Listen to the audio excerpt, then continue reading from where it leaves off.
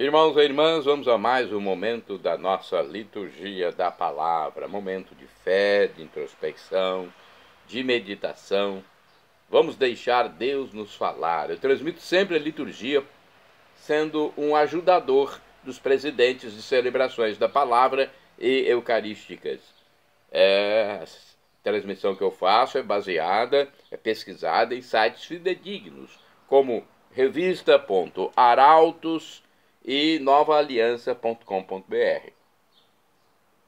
Então, eu faço isso com reflexão nos livros da Igreja Católica Apostólica Romana, e vocês, presidentes de celebrações, estão aqui recebendo esse apoio. E faço também para evangelizar, como Jesus mandou: ide pelo mundo e evangelizai, que de graça recebestes, deem também de graça.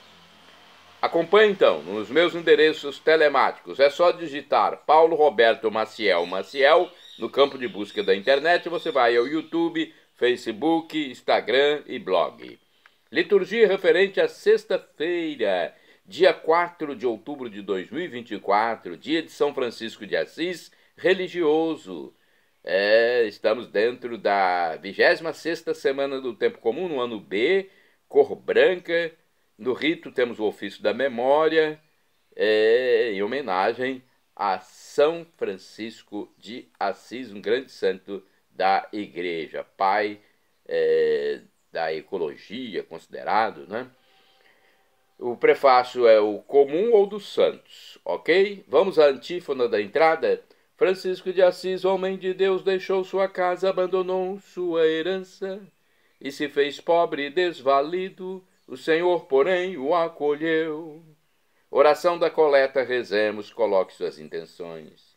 Ó Deus, que concedestes a São Francisco de Assis assemelhar-se ao Cristo da pobreza e na humildade, concedei que, trilhando o mesmo caminho, sigamos fielmente o vosso Filho e vivamos unidos a vós na perfeita alegria. Por nosso Senhor Jesus Cristo, vosso Filho, que é Deus e convosco vive e reina na unidade do Espírito Santo por todos os séculos dos séculos. Primeira leitura do livro de Jó, capítulo 38, versículos 1, 12 ao 21, capítulo 40, versículos do 3º ao 5º.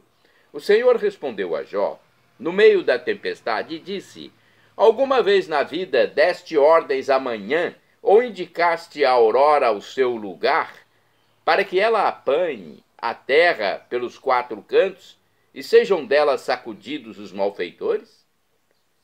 A terra torna a argila compacta, e tudo se apresenta em trajes de gala, mas recusa-se a luz dos malfeitores e quebra-se o braço do rebelde.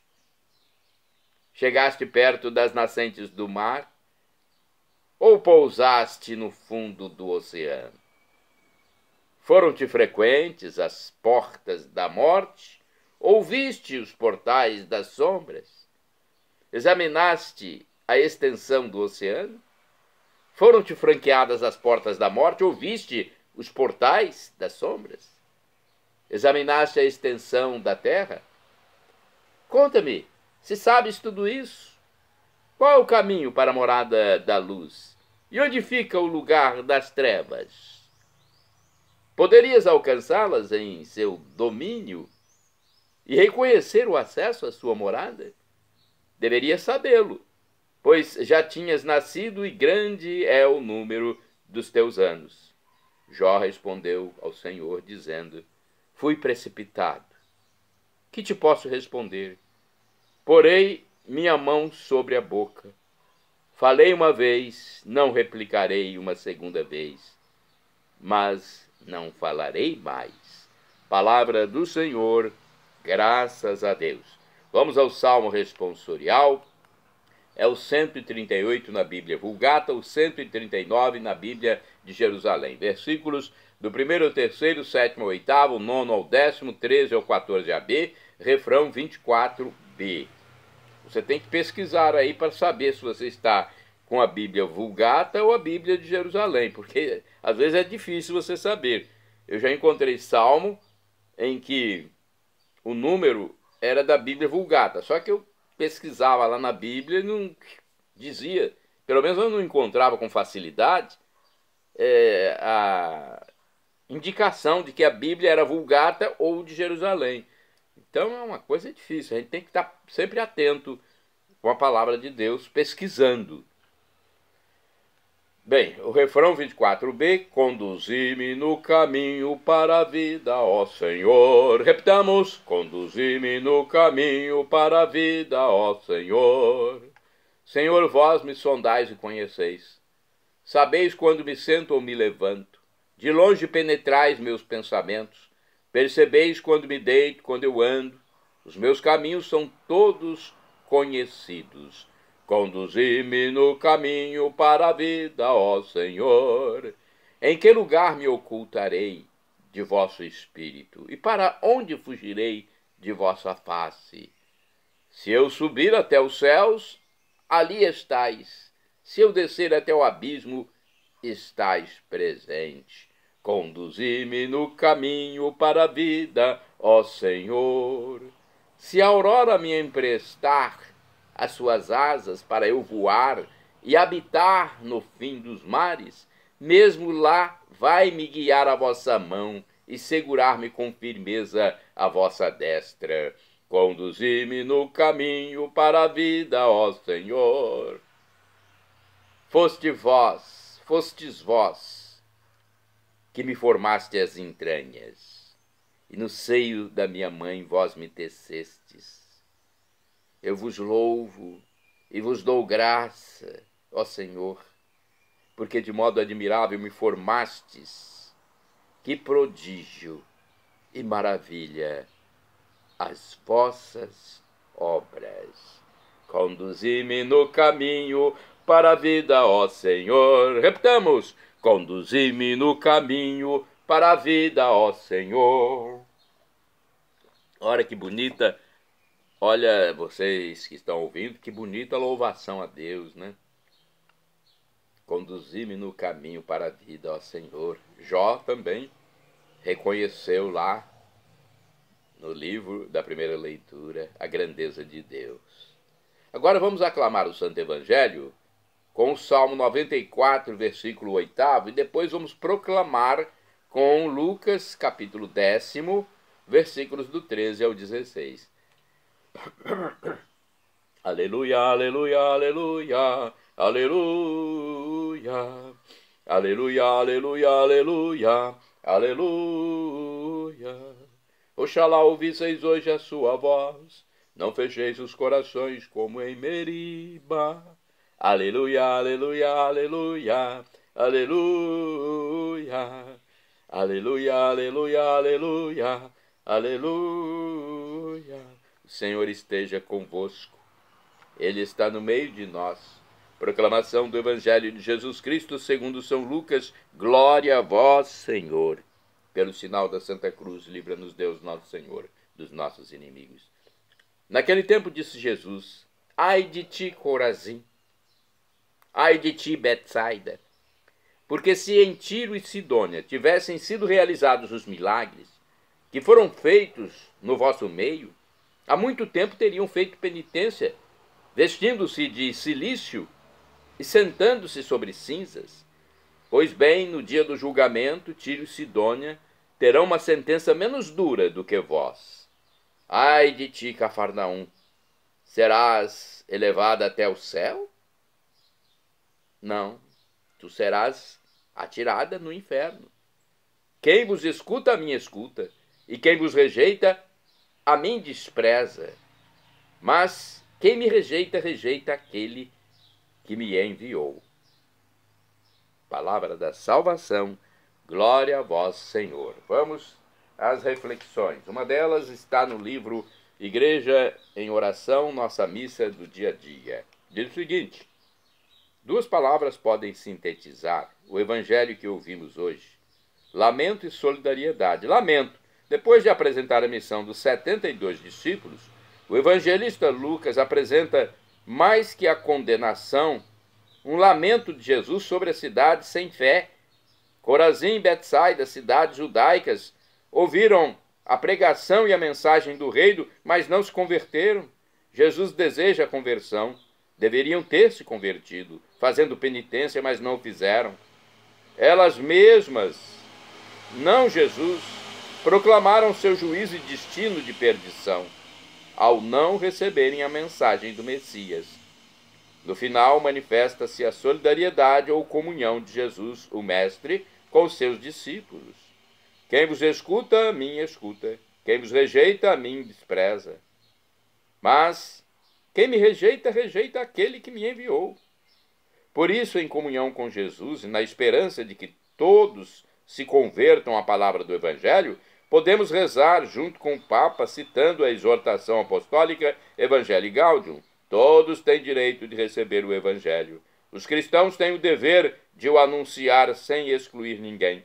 E não como quem impõe uma nova obrigação, mas como quem partilha uma alegria, indica um horizonte estupendo e oferece um banquete apetecível.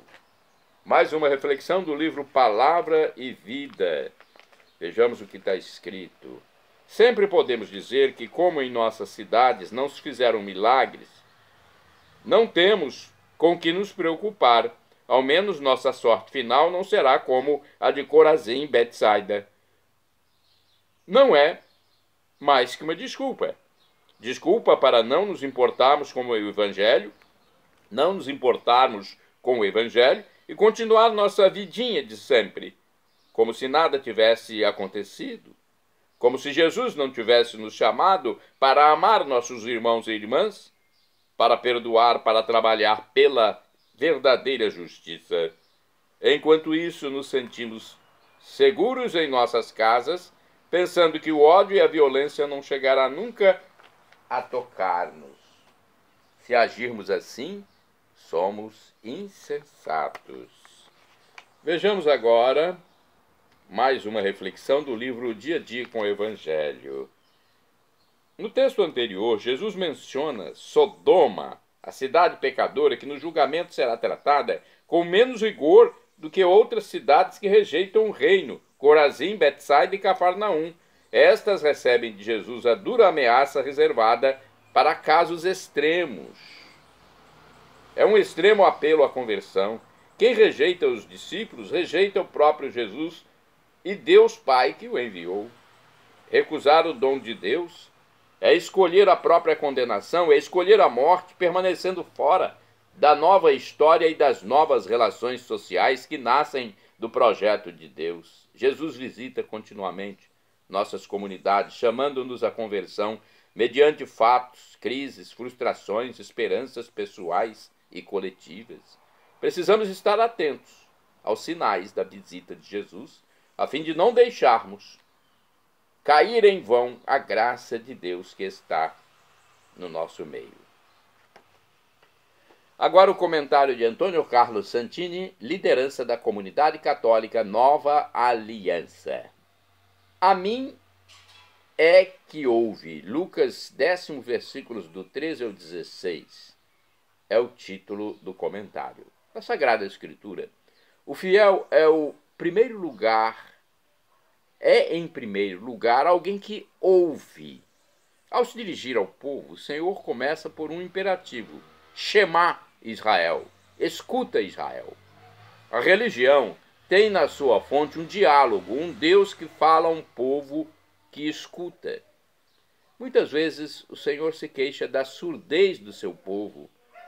O boi conhece o seu dono, mas meu povo não entende. Isaías 1, versículo 3. O sacerdote Eli ensina o jovem Samuel a responder ao chamado de Yahvé. Fala, Senhor, que teu servo escuta. Primeiro livro de Samuel, capítulo 3, versículo 9.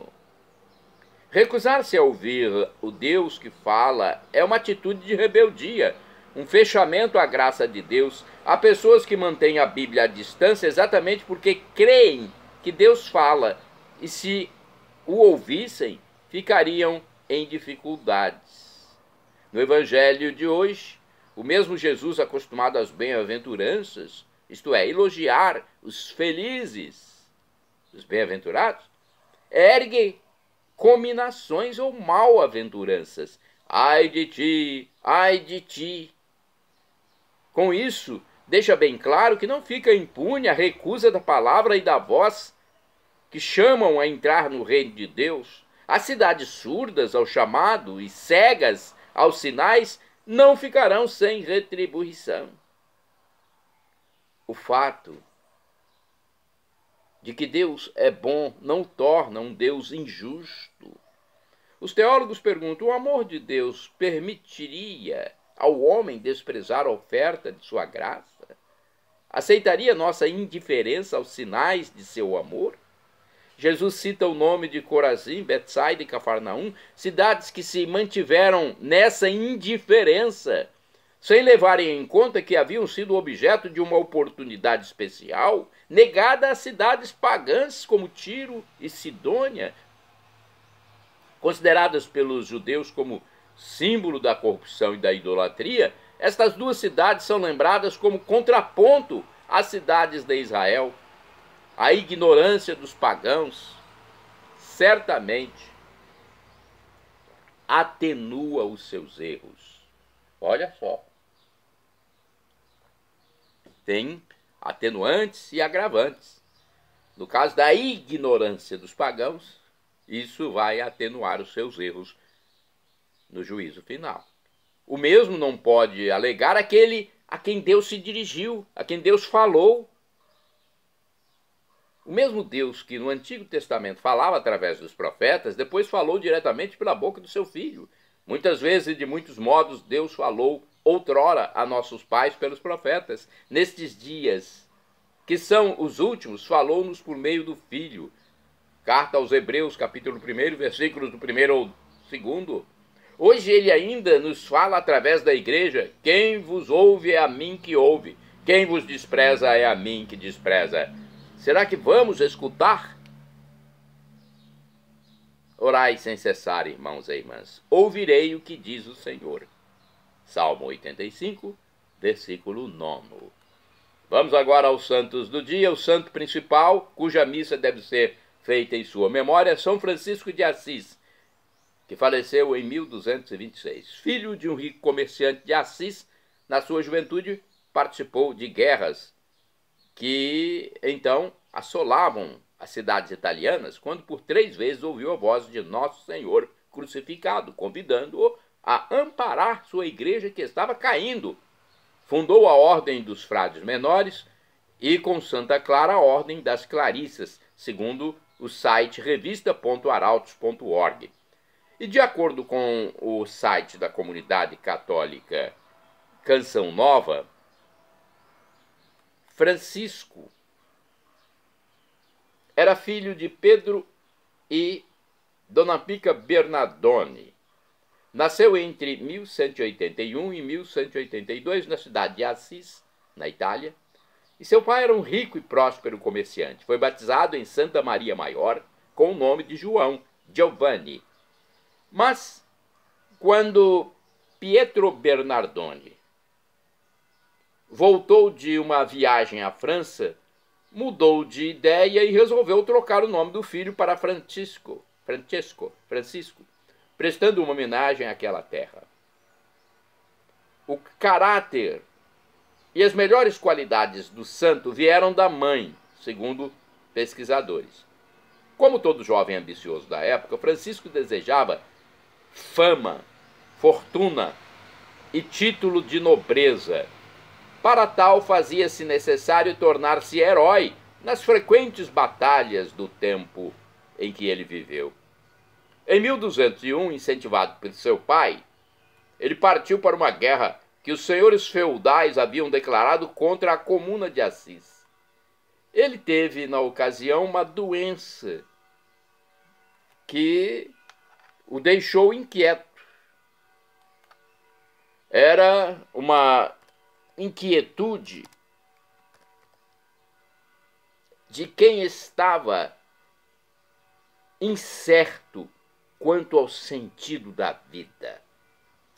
Francisco decidiu ser cavaleiro e foi, em nome da honra de defender a igreja e seus interesses, numa convocação do Papa Inocêncio III. Na cidade de Espoleto, a febre fez com que Francisco não pudesse partir.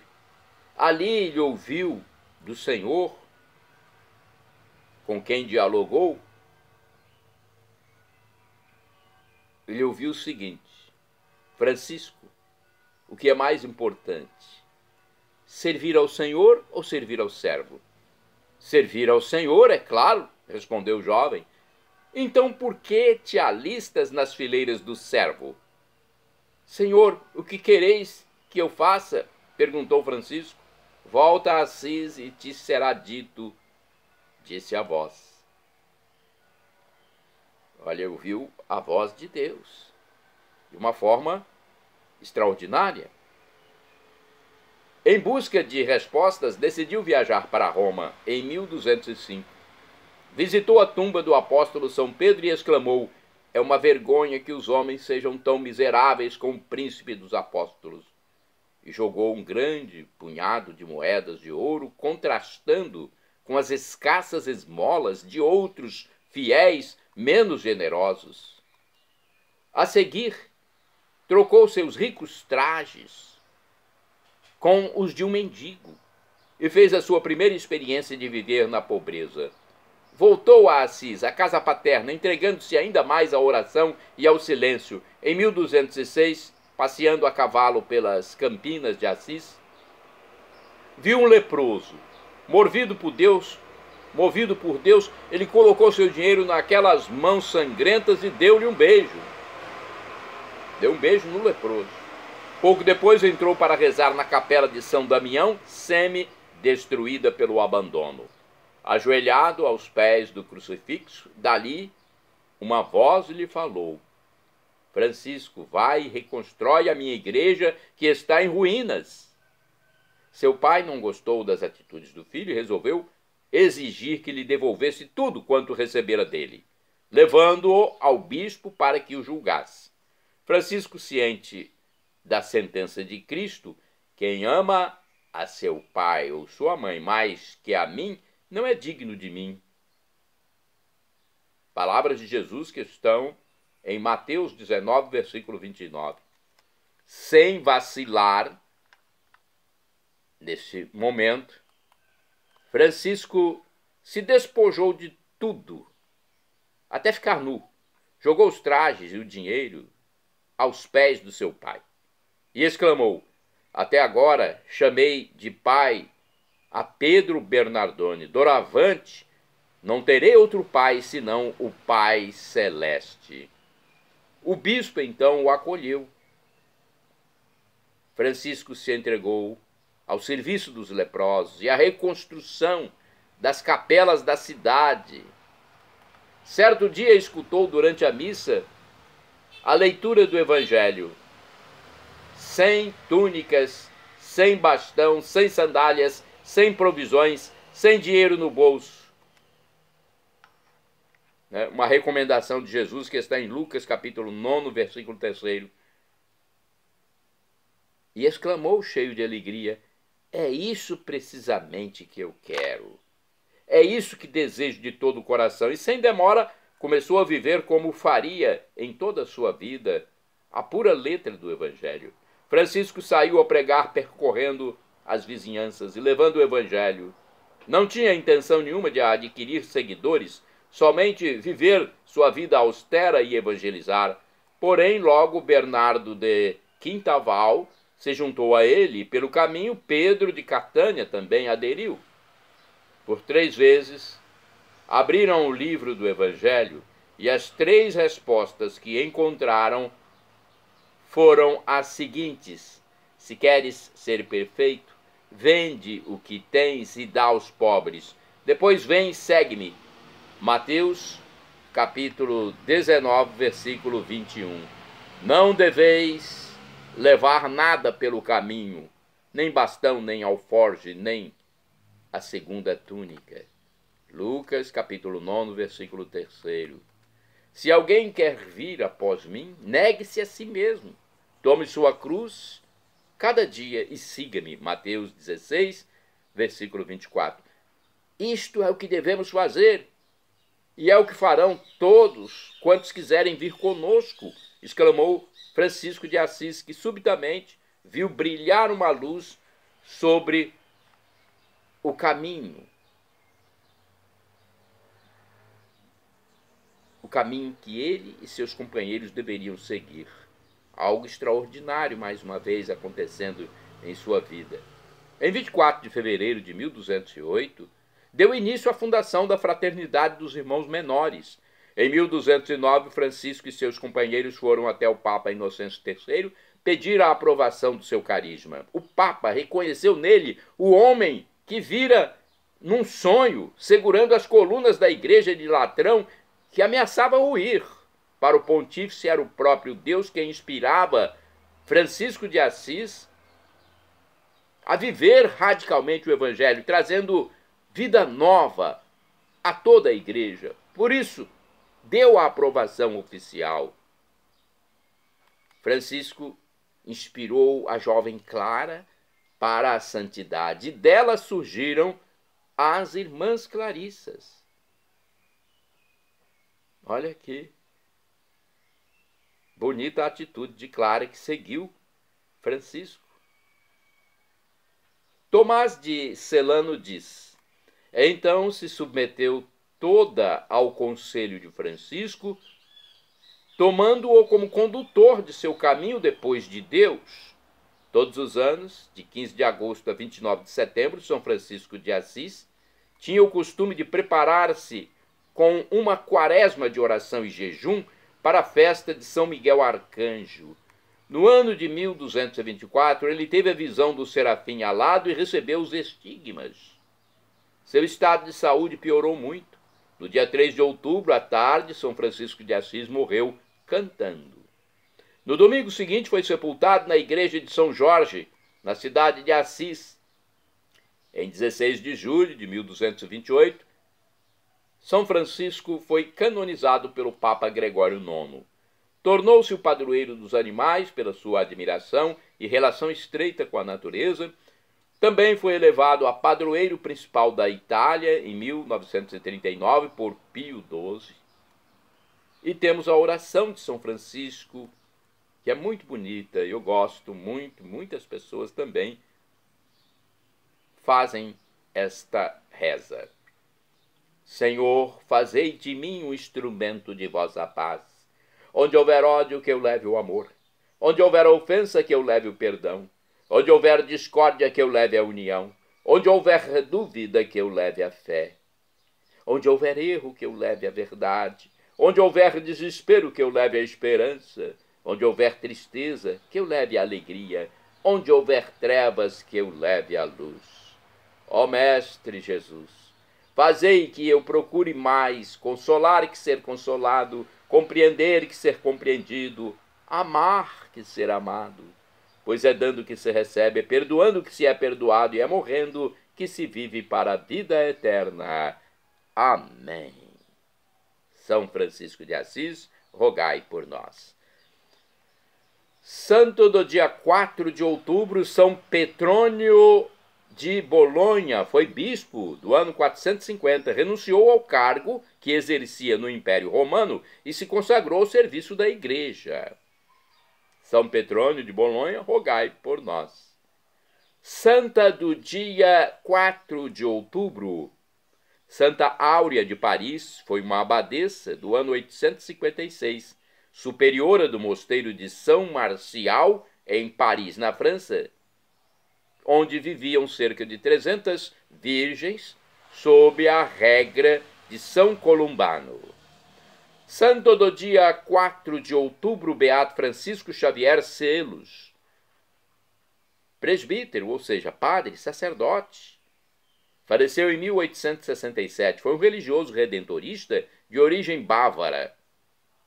Francisco Xavier Selos foi enviado em missão para os Estados Unidos. Dedicou-se a dar assistência aos meninos e jovens e aos imigrantes de língua alemã. Santo do dia 4 de outubro, Beato José Canet Giner. Beato é quando já está próximo de ser canonizado. Foi presbítero, ou seja, padre, sacerdote, e mártir. Faleceu em 1936. Foi um jovem pároco da Arquidiocese de Valência. José Canet Giner foi fuzilado quando tinha apenas 33 anos de idade, em Gandia, na Espanha. Shalom Adonai é uma expressão hebraica que significa a paz de Deus, é o que eu desejo para todos vocês. El Shaddai, também do hebraico, significa o Deus do impossível, o Deus onipotente. Ele proverá, ele providenciará aquilo que você deseja, se for para o seu bem. O professor e escritor de mais de 100 livros da Igreja Católica, Felipe Rinaldo Queiroz de Aquino, em seu canal no YouTube, onde responde às nossas dúvidas, diz que Deus pode nos dar uma dessas 3 respostas: sim, não ou espere. A que for melhor, ele nos dará. Afinal de contas, é o nosso divino Pai Celestial. Então, se você receber um não de Deus, é a melhor coisa para você. Eu já recebi muitos nãos e só fui compreender que eles eram melhores para mim na minha vida terrena anos depois. A gente não percebe na hora, mas depois a gente percebe: poxa, recebi um não de Deus lá atrás e foi a melhor coisa para mim. Senão não estaria nem mais aqui se eu tivesse recebido um sim. Deus sabe o que faz para os seus filhos. E agora eu clamo Maranatá, como dizemos nós católicos, ou Maranata, como dizem nossos irmãos separados, os evangélicos ou protestantes. Não importa a pronúncia, o significado é o mesmo: vinde, Senhor Jesus. Um dia ele voltará e será o juízo final. No juízo final teremos corpos glorificados e vamos viver em comunhão com Deus por todos os séculos dos séculos, ou seja, para sempre. Quer dizer, vamos viver se nós quisermos isso, porque muitos rejeitam Deus. Então estes vão viver no inferno, ou seja, banidos da presença de Deus por conta própria para sempre. Ficarão banidos por conta própria. Você quer viver com Deus para sempre? Crê em Jesus como Deus, o Deus humanado que morreu na cruz por nós, ressuscitou, ascendeu ao céu e está à direita do divino Pai Eterno como nosso sumo sacerdote celestial. É o nosso irmão primogênito, nosso mediador no céu. Creia nele como Deus, seja batizado e arrependa-se dos seus pecados. E nos encontraremos na vida eterna com corpos glorificados. Perdão, Senhor, pelos meus pecados passados, presentes, futuros, físicos, espirituais, pecados do pensamento, palavras, atos, omissões, e me dê a vida eterna. Meu Jesus, eu quero a vida eterna convosco. Acesse @Paulo Roberto Maciel, Maciel 7919, @Paulo Roberto Maciel 6/ repórterpaulomaciel.blogspot.com, ou simplesmente digite Paulo Roberto Maciel Maciel e vá ao Facebook, YouTube, blog e Instagram. Um abraço a todos, que a sua fé seja acesa em sua vida nessa passagem temporária pela terra.